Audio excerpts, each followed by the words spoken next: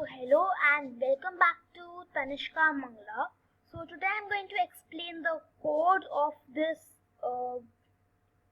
app and project from White Hat Junior called Limit Showering. So now let's begin. So over here the designing was already done when I actually opened this project. Okay, so I only have to write the code for it. So it is var display seconds, var display minutes, and var water used. So var is the short form of variable, and anytime you create an app or game, you always have to declare your variables. So I have declared them over here, and then I have took this block called on event when start is clicked. So it is that on event, I just took this block over here, when this start button is clicked, the display second should be 0, display minute should be 0, and water use should be 0.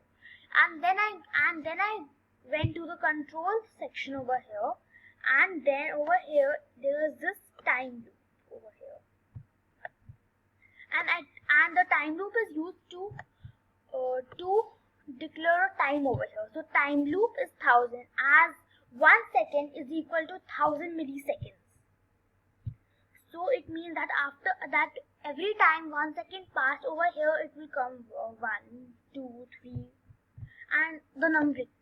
And then it is display seconds plus 1.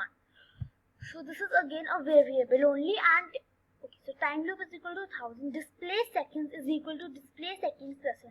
That means that whenever 1000 milliseconds is going to be passed, display seconds is whatever the seconds are going to be plus 1 second over here. And then set text, LBL seconds, display seconds, LBL minutes, display minutes, and LBL water used over here. So it's like that over here. And so set text, and if I actually wrote it without inverted commas. But if I actually wrote it with inverted commas, what would happen? That display seconds over here, this and this would come over here, where this is 0.0. Then it is another time loop over here, and it is time loop is equal to 60,000. It is not 6,000, it is 60,000. And over here, so because I put 60,000 over here, because 60 seconds is equal to 60,000 milliseconds, and 60 seconds is also equal to 1 minute. So whenever 60,000 milliseconds are going to be passed, over here 1 to the duration of the time is going to come, and then display seconds is equal to 0, display minutes is equal to display minutes plus 1, and water used is equal to water used plus 5. So in every 1 minute, a person uses 5 liters of water. So display second is 0 because this is the time loop for the minutes, and display minutes, that whatever the minutes are going to be, we are going to plus 1 minute in it, and water use is equal to whatever the water use is going to be, we are going to plus 5 in it.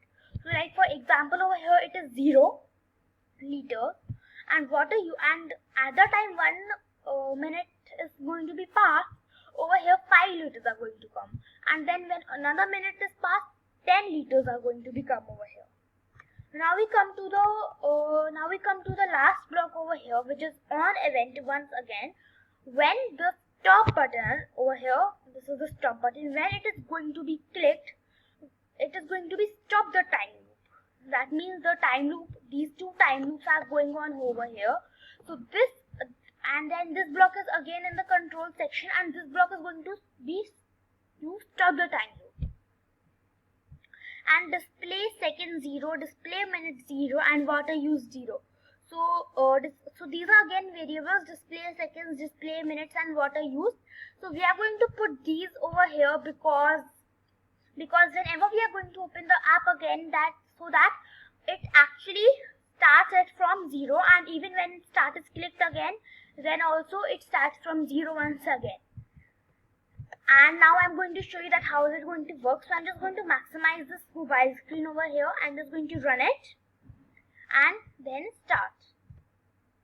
So as you can see, the timer is going here, and this is for this time loop of 1000. So we're just going to wait for the 1 minute.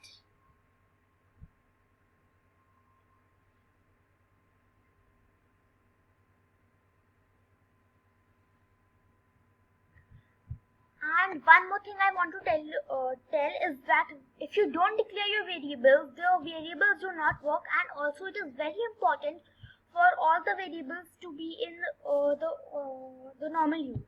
Like if it is like, if you put capital W over here, the variables will not work. You have to put the same alphabets like you have put everywhere, where you have put them everywhere.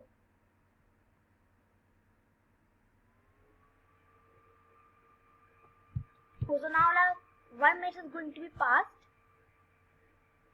So you see 1 minute just passed and the water used, it was 0 and it changed to 5 liters.